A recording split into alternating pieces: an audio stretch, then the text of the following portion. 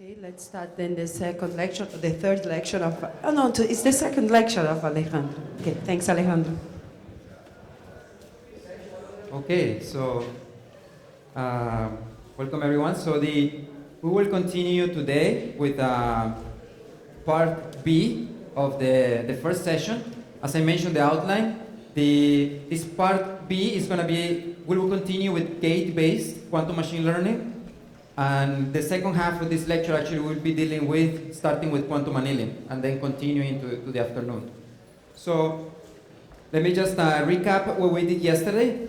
So yesterday we were talking about unsupervised generative modeling. Now you know all these keywords. It's basically we want probabilistic models that can generate data. So that's one of the main applications of machine learning. And we were referring to this bars and stripes as a canonical data set that is used to benchmark models. So as I pointed, actually the benchmark consists of patterns that look like either bars or stripes.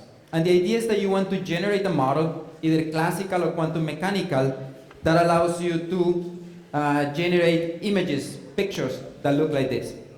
So as I said, the encoding is very simple. So usually you have data, and you encode that just in bit strings, as usual. So these patterns, I just put them for completeness, but we're not going to be using them. Yesterday we went into detail about, well, not in detail actually, in the afternoon, we're going to see actually, the classical approach would be to do this with Boltzmann machines. We actually, in the afternoon, we're going to go over the math, so don't miss the afternoon lecture, so we're going to actually go in detail to see how you train these Boltzmann machines, why actually they have been used, as I said, in many fields of physics now to characterize quantum systems. So they're not only important in machine learning now, becoming really a workhorse for characterizing quantum systems and for quantum tomography, many applications. So I will explain actually in the afternoon how you actually train a Boltzmann machine, and you will see actually in the math why is it difficult and why is it promised to use a quantum device to use this. So everything will make sense actually in the afternoon again when we use it for quantum annealers. So as I mentioned, what we provided, what we published last year, it was actually this framework, what we call quantum circuit-board machines, that is really an approach to do probabilistic modeling with gate devices. And actually, as in any machine learning technique, we need not just to come up with that, oh, I want to use a quantum model, but you also need to explain how are you going to come up with that model? Actually, how are you going to train, in this case, a quantum circuit to do that task? So actually, that's what we will cover the second half, now that we have a good comparison, now that you know what is generative modeling, why is it important. So basically, this is the paper that was recently published in Nature's Quantum Information.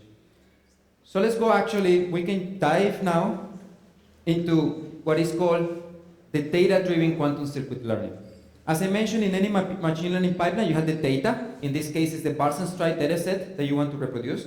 Now you have the learning piece, that's VDQCL. Basically, this VDQCL is the framework to train the quantum circuit. It's the learning, how you refine your model.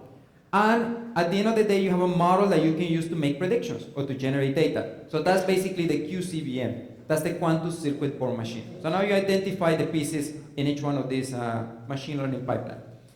So now, I know many of you are not familiar with quantum computation, but I'll give you the essence so you can understand the remaining of the lectures.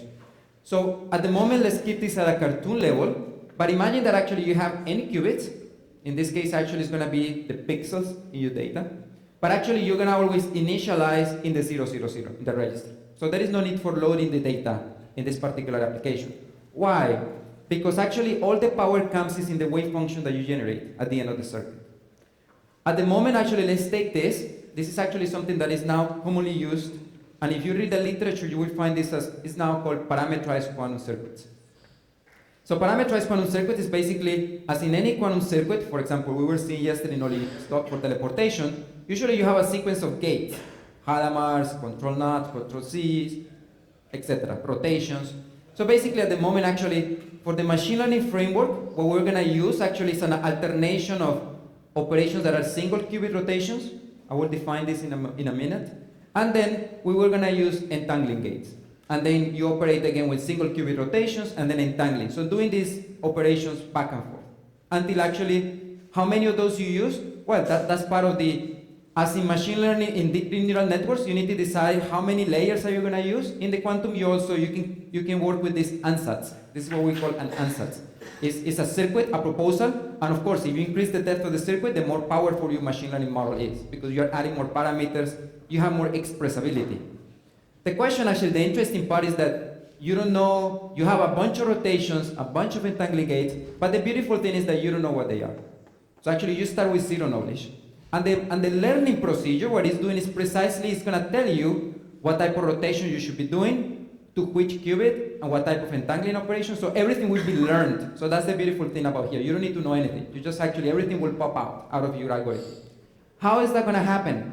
Well, as I mentioned, the key concept in a Born machine, in a quantum circuit Born machine, is that we're going to encode the Parsons stripe and the non-Parsons stripe patterns. So all the 16 patterns that can come out of 4 qubits, we're going to encode them in the computational basis. So your register is the computational basis. So you have 16 possibilities, 0, 0, 0, 0, 0, 0, 0, 1, until 1, 1, 1.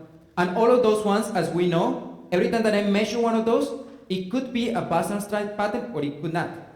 So actually, if you see in this plot, this is actually the probability distribution that corresponds to the Parsons stripe patterns. So for example, the 1, 1, 1, 1, that would be number 15, but the 0, 0, 0 is here, and then you have the 0, 0, 1, 1, that would be number 3, etc.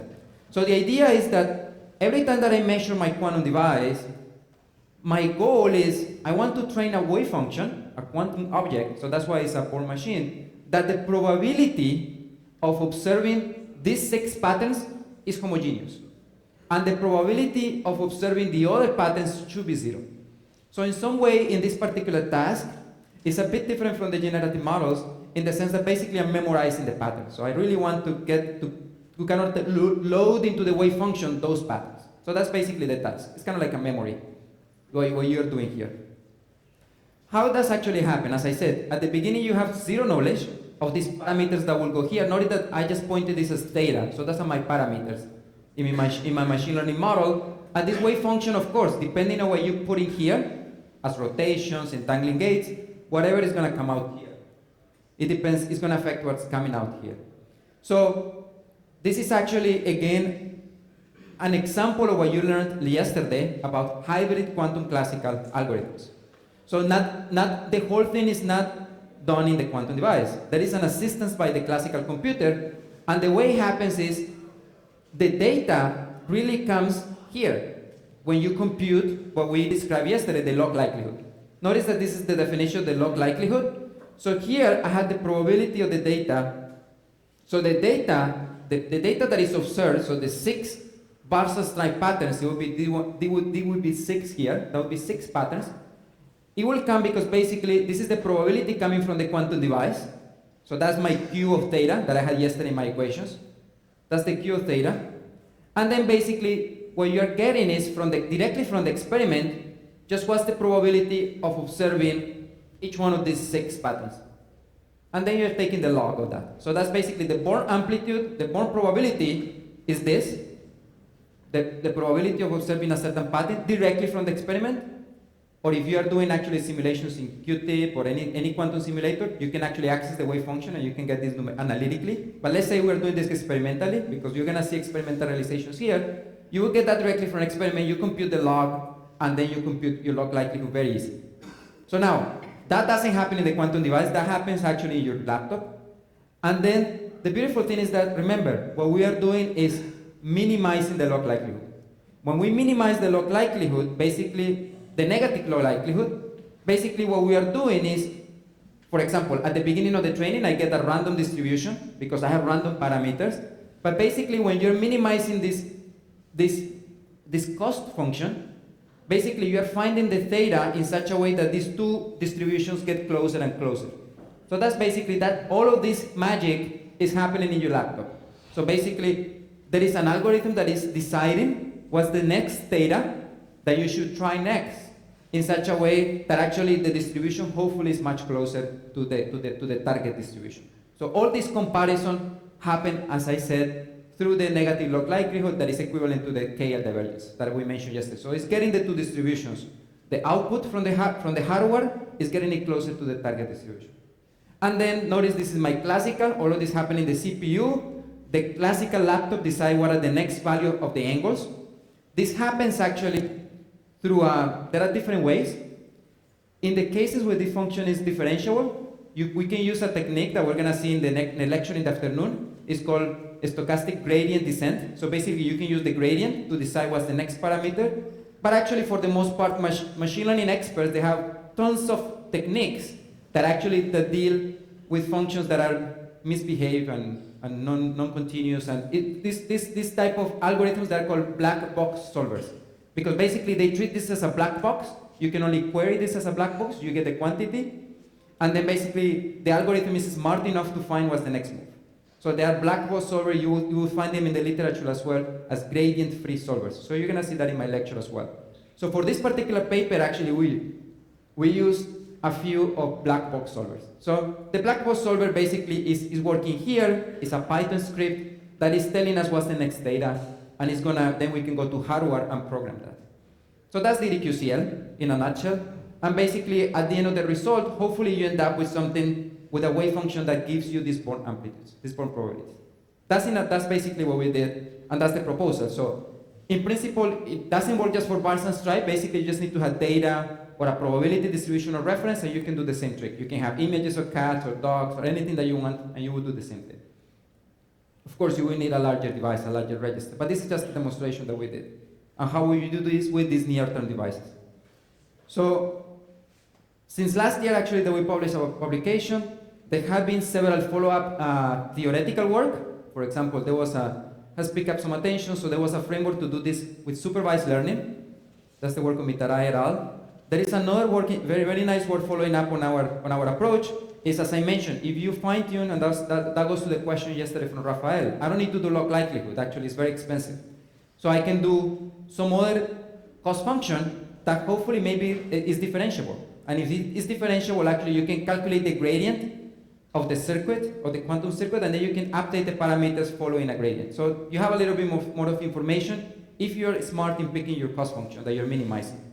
So this is the work of the group of Lay 1. And this paper actually is an interesting one. It's very powerful because I think in principle is demonstrating that this framework is general enough that it basically encompasses even all these quantum supremacy experiments. So basically, it's just telling you the most powerful thing that you can generate is quantum distributions, that's what the people in quantum supremacy is doing. So basically, it's the expressive power, kind of like one of the nice outputs of this paper is that there are indeed quantum distributions that is intractable or exponentially to simulate with classical distribution. So that makes the work more interesting because then the hope is, or the $1 million question is, what are the real world applications or the classical probability distributions that only can be efficiently simulatable in a quantum device, and maybe classically you cannot go that way. So that's kind of like the $1 million, billion-dollar question. But this paper proves that there is a distinction between quantum functions and classical functions, and that carves some space for quantum. We don't know which one they are, but that's basically the work. There has been as well actually some experimental work, actually 3 different experiments by 3 different groups. I was involved, actually my team was involved in these 2 experiments, the one in actually superconducting qubits at Rigetti with the hardware. This one actually is with a group of Chris Monroe. That's a collaboration we did in their setup. I will go in detail into these 2 experiments.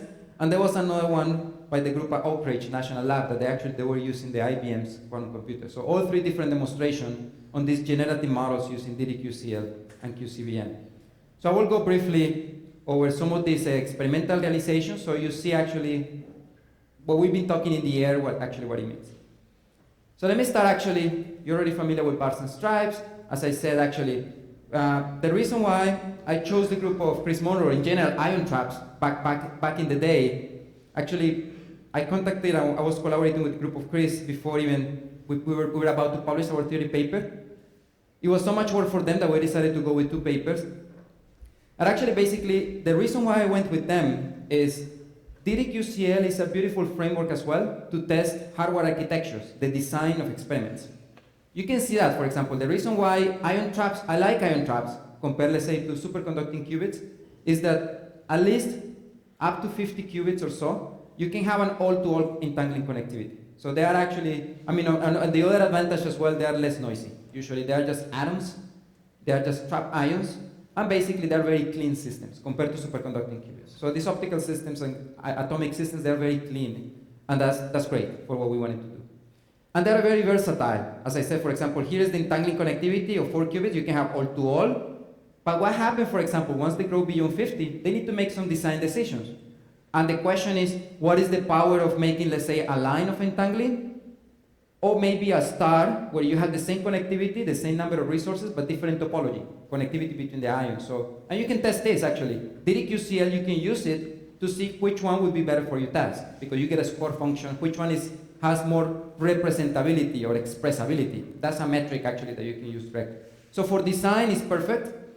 And as I mentioned, for example, here that would be, for those of you who are not familiar what I mean by all-to-all entangling connectivity. So basically that would be you can have any possible pairwise entangling gates. This type of entangling gate, I will describe it now before I forget. I don't see the black market. I'll try with the red. Maybe it's there?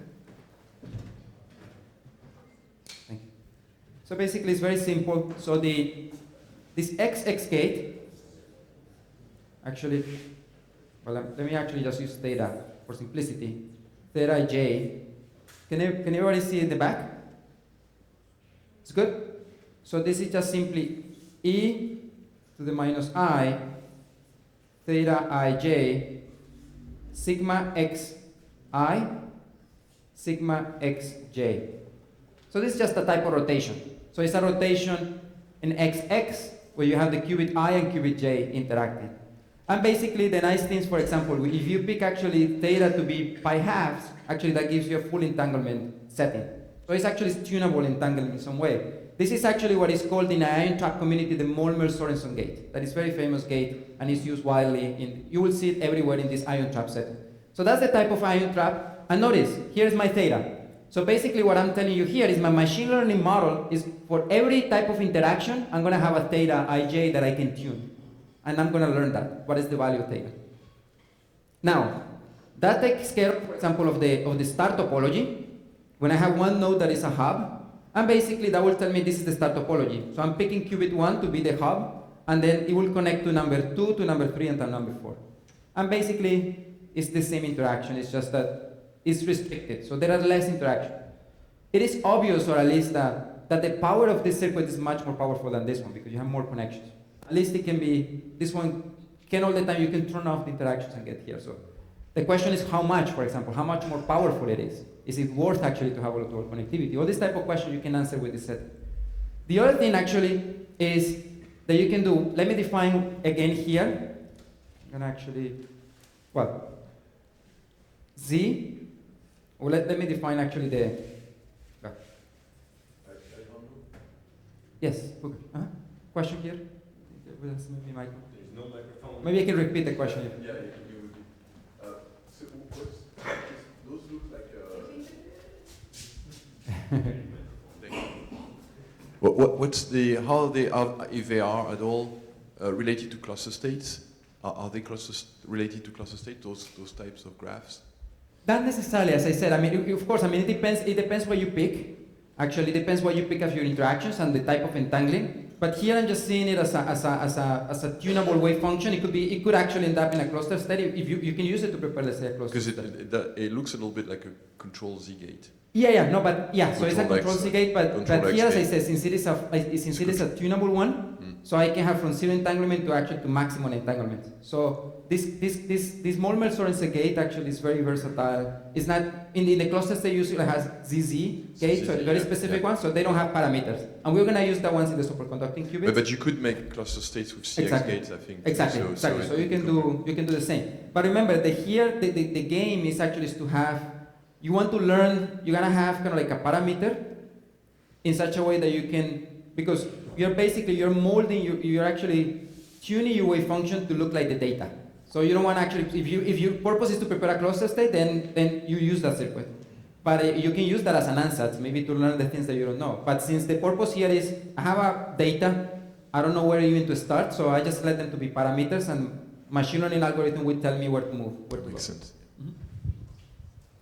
So now, let's say, for example, for each one of these interactions, what I'm calling C interaction, don't get confused, this is not the Pauli matrix. This is actually what is usually referred as the RC rotation. So this is the RC. Can everybody see that in the back? Should I maybe larger? It's good. And this is just equivalently, is the same rotation. Theta, halves, I think I missed a half here just to be consistent. Sigma C I. So basically, for each one of these qubits, I'm going to have a rotation around Z, rotation around X, rotation around C. So that's the typical thing that we do in quantum computation, is what is called an Euler decomposition. And for each one of these one, it's going to be a different parameter. So basically, it allows you to do rotations in the Bloch sphere. So that's basically, it's just a way to say, I'm going to apply arbitrary single qubit rotations, then I'm going to go entangle them, and then apply arbitrary single rotations as much as you want. So that's the framework. Notice one thing actually is, this is very general, but if you assume that you start from the 0, 0, 0, 0, actually you can simplify the number of parameters. You don't need this layer, because actually it would give you a global phase, because as a Z operation on a computational against state basis, it will just give you a phase, and you can remove that. So it's not giving you any extra value, because we are after the probabilities, we're not after the phases. So that's a big difference. And that could be a huge thing for actually when you're preparing like cluster states, because the phase and it matters. So it's different, it's a different thing. We're here after classical probability, so the amplitude is enough. So now, that's the framework. Now you see it actually in experiments. So of course, they need to have a way to do these rotations that they do, and they need to, that's the native setting.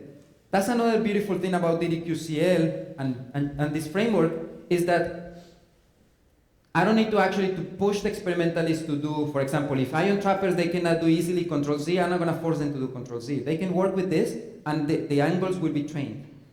We're going to see the experimental realization in Rigetti is going to be completely different, because they have different hardware, different gates, and that's the beautiful thing, it's very flexible. Question here, I think, Marcelo?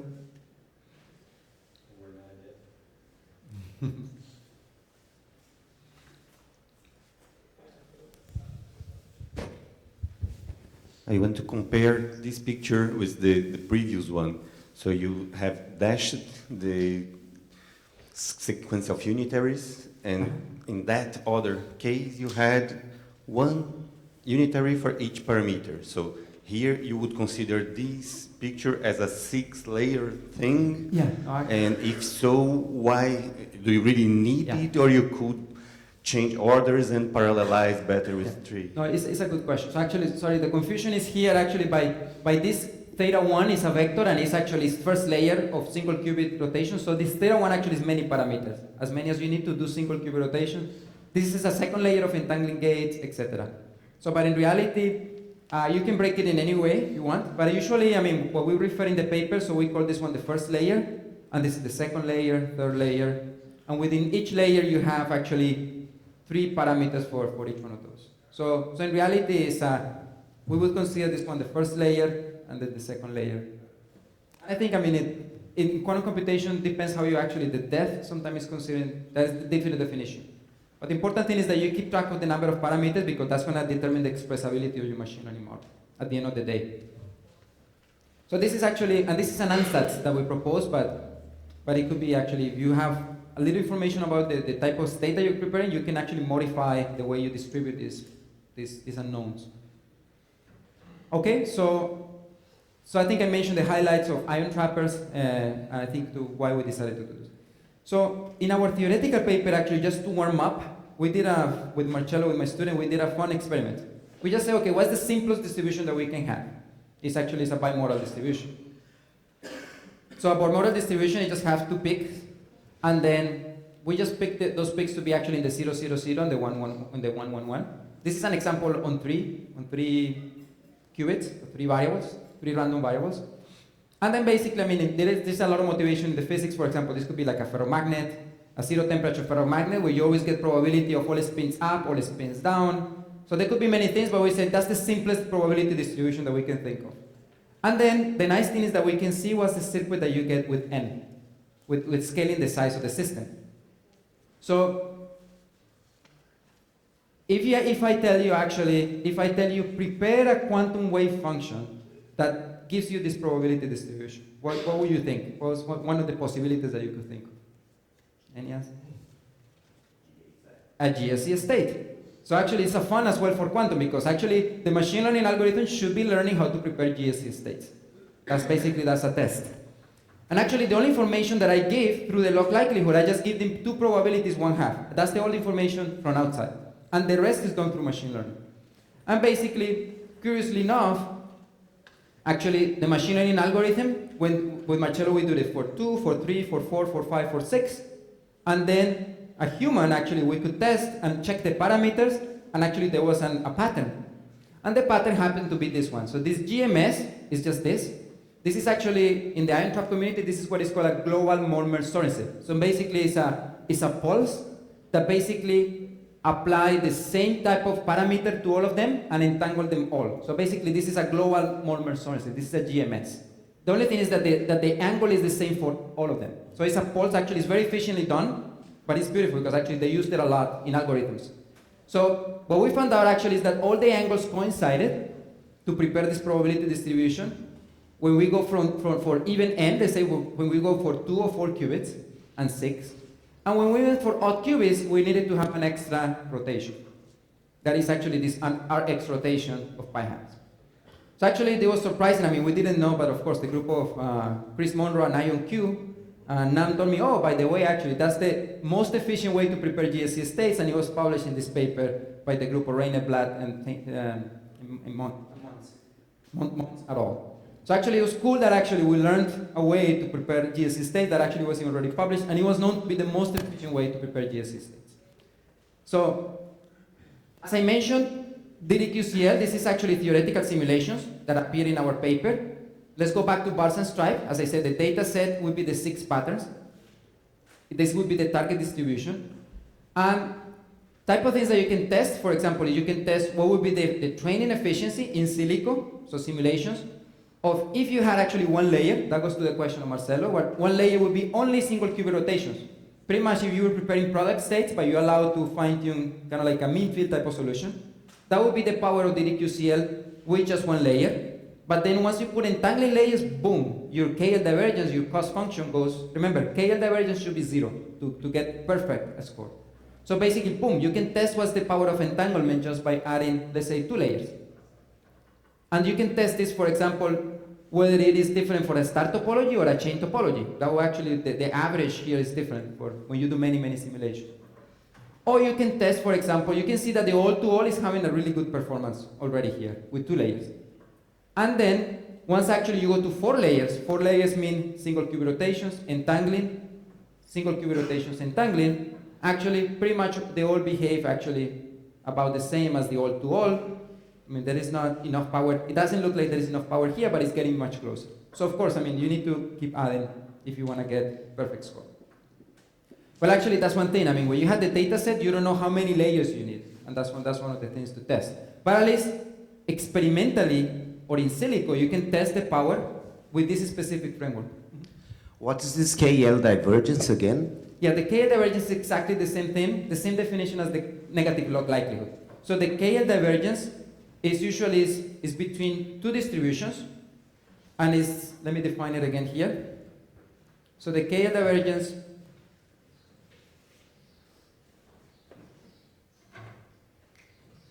I think we run out of paper, so I wanted to write at the top.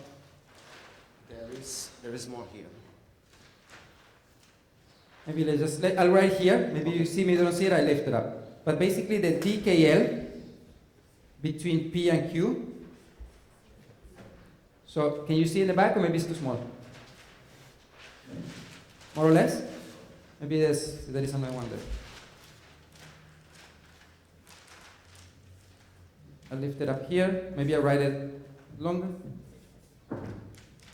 Yeah. For X. P of X log P of X Q of X. So basically this is the relative entropy, the same thing as the relative entropy, and it's measuring the distance between P and Q. So always we're measuring here between the measurements from the quantum device, how does it compare to the Barson stripe. So Q is the hardware, and P is the data, is the bars and stripe. And we are actually measuring how close they are every single time that we update. In the machine learning, as I said, it's a learning process. Same thing when we are learning a language, so it takes iterations. And actually that's what we're doing, updating parameters until the hardware gets better and better.